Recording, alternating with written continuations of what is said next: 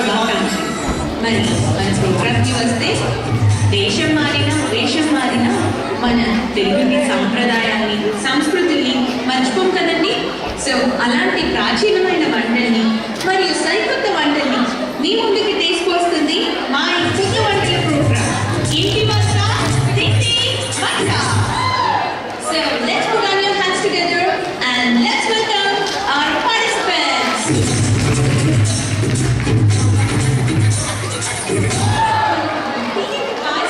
చెప్పడానికి మన ఇంటికి వస్తున్నారు మాధురి గారు. సో లెట్స్ వెల్కమ్ మాధురి గారు. నమస్కారం మాధురి గారు, బాగున్నారండి? నమస్కారం అమ్మాయి, బాగున్నాను. మాధురి గారు, ఇది మనది మోడర్న్ మహాలక్ష్మి ప్రోగ్రామ్ కాదండి, వంటల ప్రోగ్రామ్. మాకు తెలుసమ్మా, కానీ కట్టు బొట్టు బాగుంటే అందరికీ గౌరవం మా మామ చెప్పేది. అందుకని పొద్దున్నే లేచి తలాగా స్నానం చేసి తెలుసు వంట చూడదిద్దులు పెట్టుకొని పైగా మేకప్ కట్రా వేసుకొని అలాగే హెయిర్ కర్ల్స్ కూడా చేసుకొని వచ్చేసి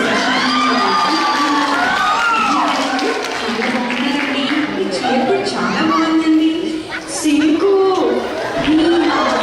కనిపించింది మా బామ్మ. మీ సర్దు కూడా కాస్త ఆపితే మరి ప్రోగ్రామ్ మొదలు పెద్దమ్మా, నేనేమైనా వద్దన్నానా ఏంటి? ఇదిగో అమ్మాయి, పాయసం గురించి చెప్పే ముందు మీ అందరికీ పాయసం విషయం గురించి చెప్పాలి.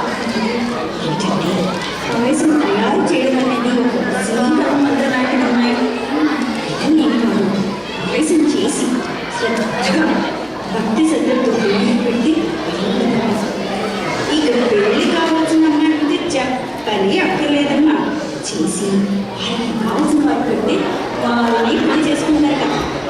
ఇక పెళ్ళైన వారి విషయం చెప్పనే వద్దమ్మా. చేసి వారి వారిని ఊళ్ళో పెట్టుకుంటే చాలా లాభసాటమ్మా, చాలా లాభసాటి. మాధురి గారు, పాయసానికి అంత పవర్ ఉందన్నమాట. మరి ఇవన్నీ కూడా అలా చేయించుకునేవేనండి? ఇంచుమించు అంతే అనుకోమ్మా. ఇంతకీ మాకు మీ పాయసం రెసిపీ చెప్తారా? భలే సిగ్గేసేస్తుందమ్మాయి, నాకు గుర్తుకొచ్చేస్తున్నాయి. మీరు ఒకటా ఏమిటంటే నీకు చెప్పాల్సిందేనమ్మాయి. చెప్పండి. నా పెళ్లి చూపుల్లో నేనే స్వయంగా పాయసం చేసి వాళ్ళకి పెడితే నన్ను తప్ప ఇంకెవరిని చేసుకోనని కానీ కట్నం లేకుండా చేసుకున్నారమ్మాయి. ఓ మాధురి గారు, మీరు చెప్తుంది వింటుంటే ఇదేదో చాలా లాభసాటి వ్యవహారంలా ఉంది. సో అందుకని మీరు చక్కగా మీ పాయసం రెసిపీ చెప్పేసేయండి. ఇదిగో అమ్మాయి, అయినా ఈ పాయసం నాకు ఎవరు నేర్పించారో కనుక్కోకుండా పాయసం గురించి పాయసం గురించి చెప్పమంటే ఎలా అమ్మాయి? ఇంతకు మీకు ఈ పాయసం రెసిపీ ఎవరు చెప్పారండి? మా బామ్మ. మీ బామ్మగారి ప్రభావం మీ మీద చాలానే ఉందండి. అవునమ్మాయి, మా బామ్మ అంటే భలే ఇష్టం నాకు. మా బామ్మ ఇంకొక విషయం కూడా చెప్పిందమ్మాయి. ఏంటో? అమ్మాయి, ఈ పాయసం వీళ్ళకి వాళ్ళకి ఫ్యామిలీ సీక్రెట్లు గట్రా చెప్పే మాకు అస్సలు చెప్పబోకందమ్మాయి. మరి అలా అయితే ఇప్పుడు మాకు ఆ పాయసం రెసిపీ చెప్పరా ఏంటి? భలే ఉన్నా అమ్మాయి, కబుర్లో పెట్టేసి అన్నీ తెలుసుకుందామని నా వల్ల కాదు. వస్తా. మాధురి గారు, మాధురి గారు, మాధురి గారు, చూశారు కదండి, మనందరికీ పాయసం గురించి తప్ప మిగతా విషయాల గురించి మనకు చాలా చక్కగా చెప్పారు మాధురి గారు. మరి పెళ్ళైన వారందరూ పాయసం ద్వారా నగలు ఎలా ఈజీగా సంపాదించుకోవాలో తెలుసుకున్నారుగా. మరి మీ అందరూ కూడా ఆ పని మీద ఉండండి. So let's move on. So మనకి నెక్స్ట్ రెసిపీ చెప్పడానికి గాయత్రి గారు సిద్ధంగా అన్నారు. గాయత్రి గారు మనకి చక్కటి గారెల రెసిపీ చెప్తారంట. సో లెట్స్ వెల్కమ్ గాయత్రి గారు. నమస్కారం గాయత్రి గారు, బాగున్నారండి? సభకి నమస్కారం. అలా చెప్పడం నా సంస్కారం. తింటే గారెలు తినాలి, వింటే భారతం వినాలి. అలాంటి గారెల రెసిపీ చెప్పడానికి నేను రెడీ. మీరు రెడీయా? నేను రెడీ అండి, కానీ మీ మాటలు చాలా ప్రాస కనిపిస్తోంది. ప్రాస్తో మాట్లాడడం నా అలవాటు. నువ్వేం పొరపాటు. ఈ విషయంలో నాకు నేనే సాటి, నాకు ఎవరూ రాకపోటి. ఇంకా మీ ప్రాస ఇవన్నీ పక్కన పెట్టి మాకు గారెల రెసిపీ చెప్పండి. కొలతకు తీసుకో కప్పు, దాని నిండా పోయిన కప్పు, 4 గంటలు నానబెట్టు, ఆ తర్వాత గ్రైండర్ మిక్సీ పట్టు. పిండి రుబ్బడానికి తక్కువ నీళ్ళు వాడు, మెత్తగా నలుగుతుందో చూడు. నలగకపోతే పిండి మెత్తగా గారెలు ఉంటాయి చాలా చెత్తగా. ఐ థింక్ గాయత్రి గారు, మీరు మీరు కవితలు బాగా రాస్తారనుకుంటా. అబ్బా అవునండి, మీకు కవి చెప్తాను వినండి. అబ్బా ఇప్పుడు అదెందుకండి? కాదనదు మీరు, మీకు నచ్చకపోతే మార్చుకుంటా నా పేరు. తప్పుతుందా? సరే చెప్పండి. ప్రతి ఏటా ఇదే చోట చూస్తాను అందరు పిల్లల ఆట పాట. ఇక్కడ పిల్లల డ్యాన్స్ అయ్యారు ఊరంతా వారి ఫ్యాన్స్. డ్యాన్స్ స్టెప్పుల్లో సిజల్స్, ఆడియన్స్ వేసే విజిల్స్. పిల్లలకి ట్రోఫీ అంటే ఇష్టం, దానికోసం పేరెంట్స్ పడే కష్టం. ఇవన్నీ ఎంతో కష్టపడి ఏర్పాటు చేసే టాస్క్ బృందం. ఈ ఈవెంట్ సక్సెస్ తో చూడాలి వారి ఆనందం. అందుకే టాస్క్ సంబరం అందుతుంది ఆ అంబరం. చేస్తే కరకాలదు అని ఆనందిస్తాను అది విని. చాలా బాగుంది కవిత. కాసేపు మీ కవితని పక్కన పెట్టి మన రెసిపీ కంటిన్యూ చేద్దామా? సరే సరే, నలిగిన పిండిని ఒక గిన్నెలోకి తీయి. తగినంత ఉప్పు అందులో వేయి. పొయ్యి మీద పెట్టు బాండి, దాని నిండా నూనె పొయ్యండి. మరి నూనె పోసిన తర్వాత పొంగిపోతుంది పొంగిపోతుంది. ఏంటి నూనె? గాయత్రి గారు ఇప్పుడే పోసామండి, అప్పుడే పొంగదండి. నూనె కాదు. నాలోని కవిత. అబ్బా గాయత్రి గారు, కవితలు అవన్నీ ఆపేసి నాకు కొద్దిగా కంటిన్యూ చేయండి వంట. లేదు లేదు, నాకు అయ్యింది కవిత రాసే సమయం. నువ్వు చెందగలమయం, ఇప్పుడే వెళ్ళొస్తా, తర్వాత వచ్చి గాయత్రి గారు చూసాం కదండి, కవితలు మాత్రం పొంగి పొర్లిపోయాయి, కానీ మనం గారెలు మాత్రం ఎలా చేయాలో నేర్చుకోలేకపోయాం. Anyhow let's move on. మరి ఇప్పుడు మనకి ఒక కొత్త వెరైటీ వంటకం చెప్పడానికి సిద్ధంగా ఉన్నారు మురళి గారు. సో లెట్స్ వెల్కమ్ మురళి గారు. నమస్కారం మురళి గారు, బాగున్నారండి? నమస్కారం, నా ఊర్లో కొత్తిమీర. మురళి గారు, మా ఈ ప్రోగ్రామ్కి వచ్చినందుకు చాలా థ్యాంక్స్ అండి. ఇంతకీ మీరు వంట చేయడం ఎప్పటి నుంచి మొదలు పెట్టారు? నా గురించి చెప్పాలంటే ఊర్లో కొత్తిమీర.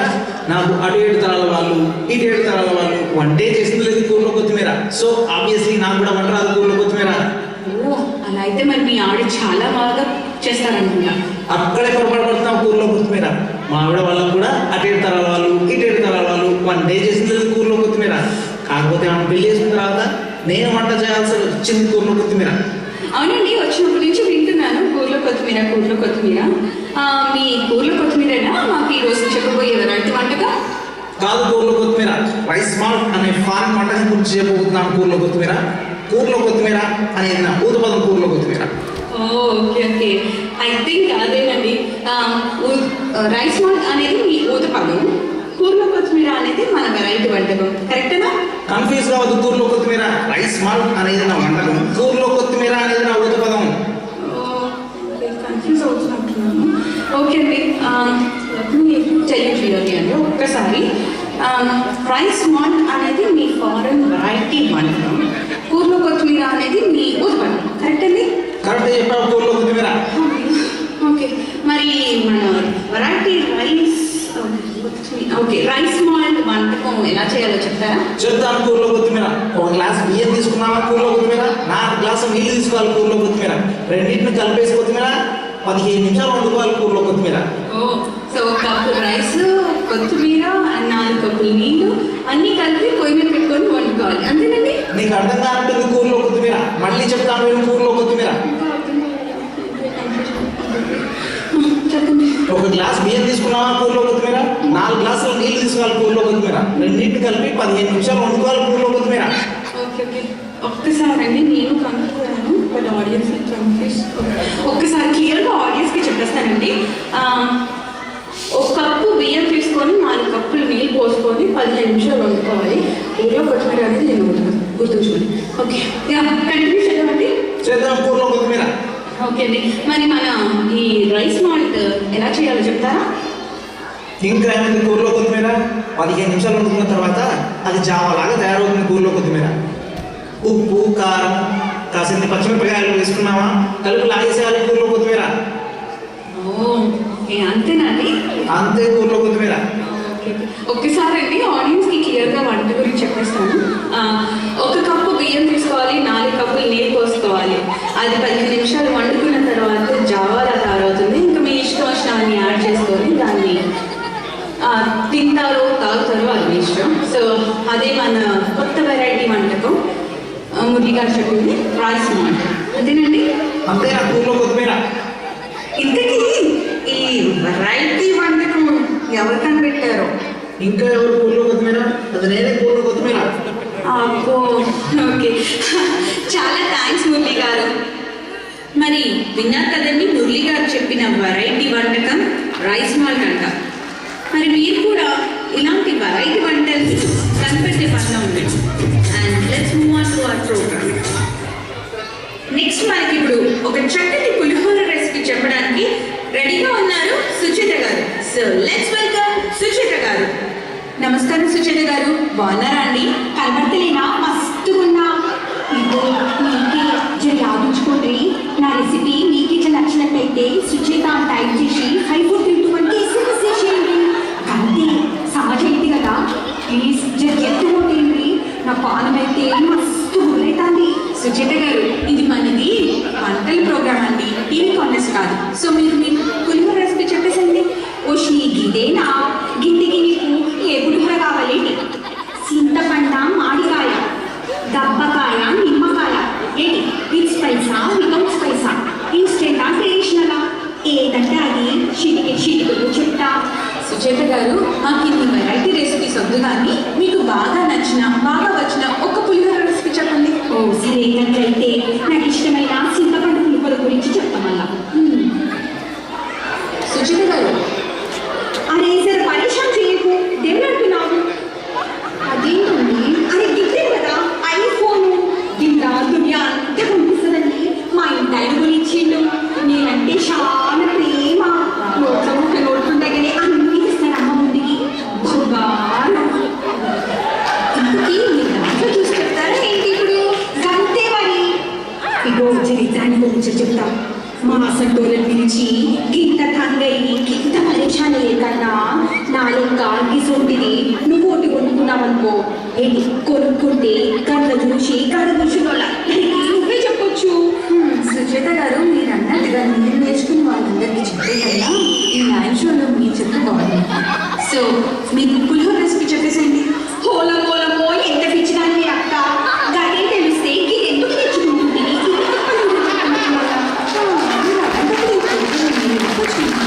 ఏం లేదు, టీవీలా నా బొమ్మ చూసుకోవాలని ఇంత పర్సెంట్ ఆశ.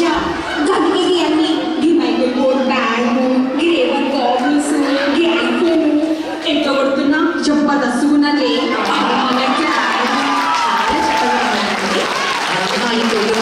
చాలా థ్యాంక్స్. ఇగో టీవీ షో ఎప్పుడు వస్తుందో నాకు ముందుగానే చెప్పు. ఎందుకంటే మా ఊర్లో అందరికీ చెప్పుకోవాలి. అసలే మా ఊర్లో నేను వరల్డ్ ఫేమస్. షూర్, చాలా చాలా థ్యాంక్స్ సుచేత గారు, తప్పకుండా మీకు చెప్తాను. చాలా థ్యాంక్స్ అండి. ఓ ఎవ్వో ఇది పోతానది. చూసారు కదండి, సుచేత గారు మనకి ఐఫోన్ ఎలా యూజ్ చేసుకోవాలి, ఇంటర్నెట్ ఎలా యూజ్ చేసుకోవాలో చాలా చక్కగా చెప్పారు. కానీ మన పులిహోర రెసిపీ గురించి చెప్పలేదు. But anyhow let's move on.